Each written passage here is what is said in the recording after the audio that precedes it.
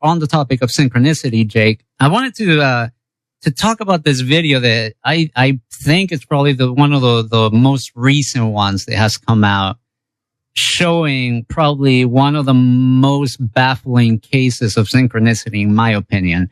And I believe it's by the YouTube user. He just goes by, this is all in caps. It's just C, space, and another letter C. So CC.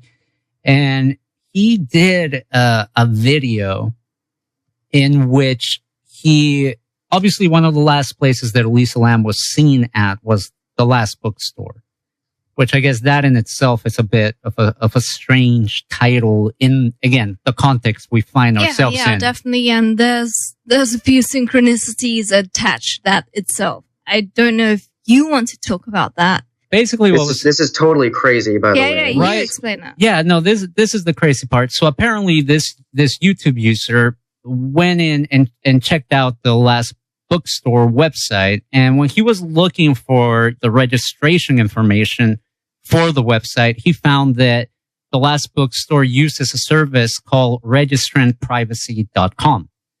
Basically, what all this does, it just keeps, as the name says, your information private.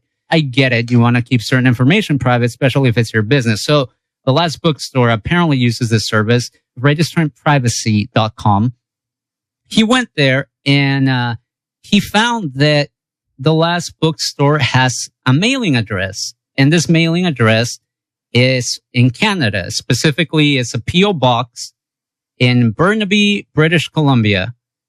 And he took the zip code and this address, which is, and folks at home are welcome to try this. Once we post the interview on our website, we'll link that video as well for anybody that wants to check it out.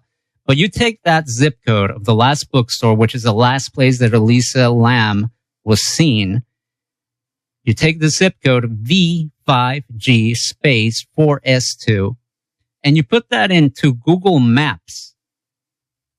And when you hit enter, the pin drops not on a street, not on a building, not on a post office. It drops inside of a Forest Lawn funeral home, or the Forest Lawn Cemetery, if you will, in Burnaby, British Columbia. What made this creepier was the fact that this is apparently the Forest Lawn where Elisa Lam was buried. And so crazy.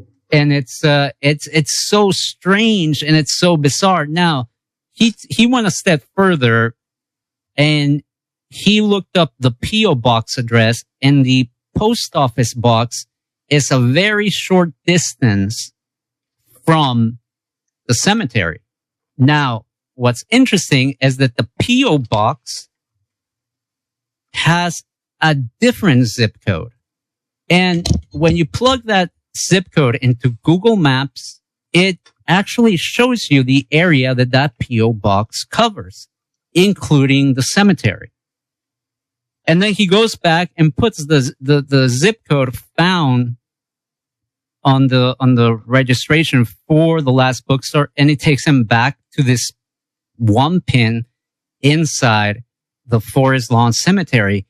And I remember when I watched that, I was like, wow, this is something else.